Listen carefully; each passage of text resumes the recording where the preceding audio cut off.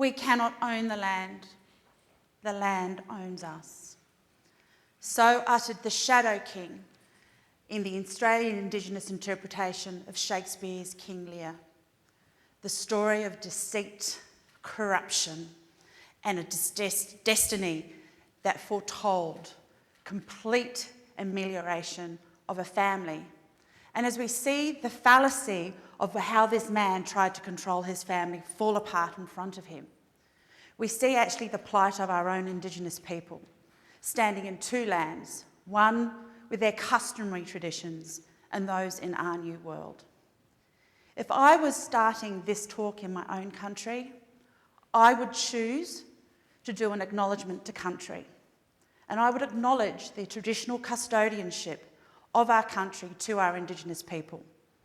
I would recognise their leaders, past and present. I'd acknowledge their ancestors and their spirits. And I'd acknowledge their connection with community and culture to the country upon which they walk and engage, but do not own. And that puts them in direct opposition to our current legal thinking. Now, that modern acknowledgement has a history that goes back thousands of years. Indigenous peoples, notwithstanding they didn't have fences or borders, knew the parameters of their country. And when you went to walk on their country, you sought from them the authority to pass across it. You said you would recognise what their laws were, and they would welcome you on their country, and they would look after you both in your journey for health, but also through your spiritual journey until you had safely passed through that country. Unfortunately, in the history of colonisation, the welcome that was given perhaps was not quite so respected at that time. And in a history which I can at best describe as unfortunate, we sought to strip our Indigenous people of everything they had, including and ultimately their dignity. The fact that those people continue to exist after 80,000 years of continuous living history is testimony to their resilience. But that's not my story. My story is how these people inspired me to talk to INTA, into INTA, and now for INTA, as to those things that value beyond the strict legal parameters, where we can actually take a stand morally and ethically, and we can actually look to how we can make the world a better place. And I'm going to share with you my journey, and I'm hoping to take some of you with you on that journey with me. The journey starts with trademark brand owners, creative copyright people, who are always looking for creative fodder. And where else do they find it but among the Indigenous peoples of the world? There are 5,000 distinct individual Indigenous peoples throughout the world that occupy 80% of our biodiversity. The history of my country is not unique. But what happens in the modern age, where you can get things so much easier, is this has become incredible fodder for people trying to do new and creative things. And they help themselves to bits of culture, to bits of language, to symbolisms, to other things that inspire them, and then they commodify them, often in ways that are inappropriate, and often in ways that do not recognise that that very act of commodification, that act of taking, is actually taking someone's cultural identity, their intrinsic connection to who they are, who they belong to, and where they are going in this world. And I think the enormity of that really came upon me over a decade ago when I read the story of an Indigenous artist in Northern Arnhem Land. He was a very, very proud leader. He had authority to tell his story and to paint it and reproduce it, to pass it on to next generations, to give them a sense of their cultural identity, who they came from and where they were going.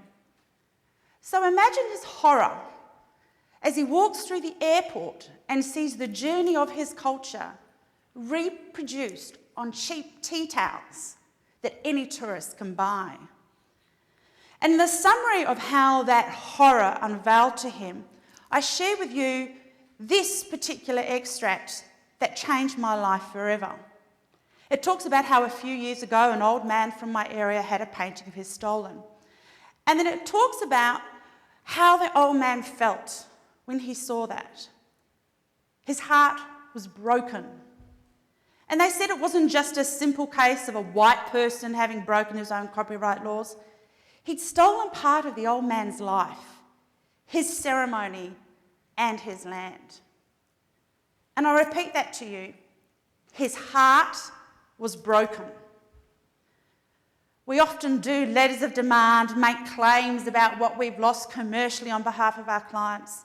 I defy any of you to have ever written a letter of demand that claimed your client's heart was broken.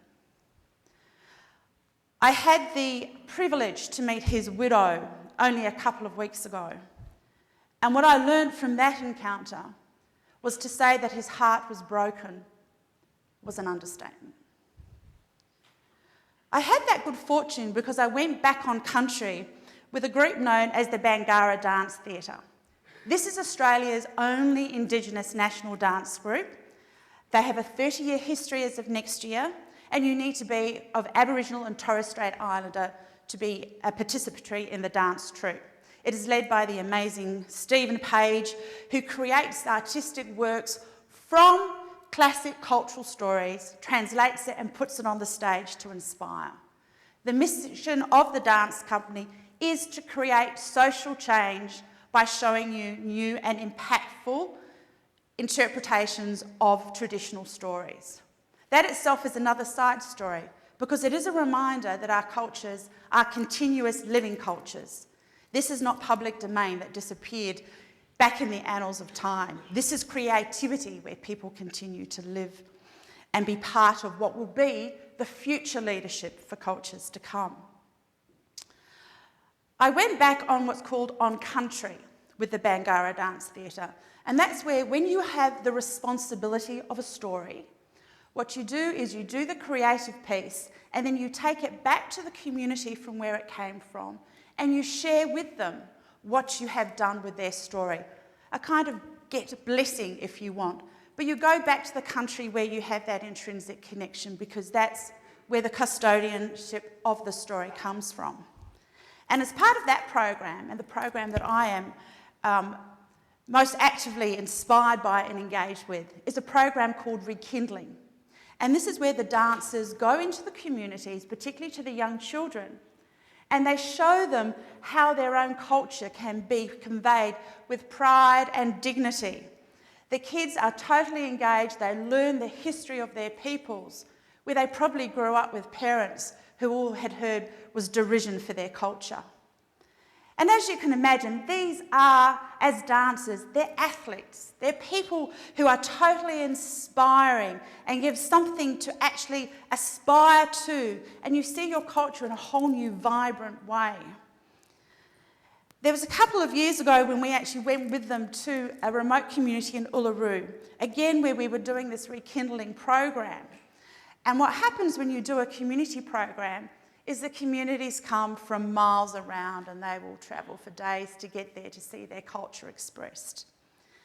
And this picture that I'm about to show you probably summarises everything that motivates me to do what I do now, and why I will stand here and keep preaching this message as long as I have voice.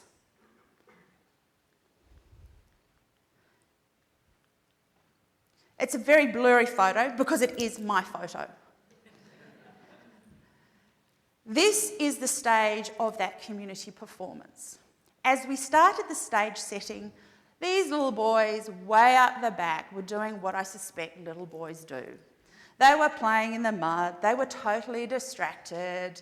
They set up the stage, these boys weren't interested. There was a football to kick, there was somebody else to terrorise, and it looked like there might be some meat pies being sold in the corner that they could pinch. But then as the stage went up, and they saw the beauty of their culture being projected with dignity, with pride, with beauty, these little boys wormed their way through a crowd, transfixed and transformed, and they moved their way stealthily up to that stage. This is them now starting to crawl onto that stage. The dancers say that they actually had to actively try and push them back for fear of knocking them over in the dance performance. These little boys were not going to be stopped. And as I was mesmerised by their transformation and they were mesmerised by the dancers, I realised in a moment we've probably changed these 3 little boys' lives forever. They were on a trajectory in a remote place where they had no history, no dignity, no pride. And they move on to that stage and they finally see what it's really like to have pride, to have hope, and to see a future for them culturally. So, where does that take us as trademark practitioners?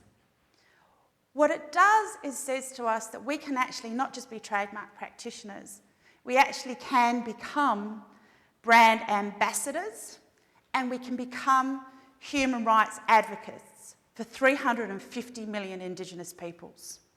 And the way we do that is help people to manage their cultural integrity in the whole trademark brand selection process.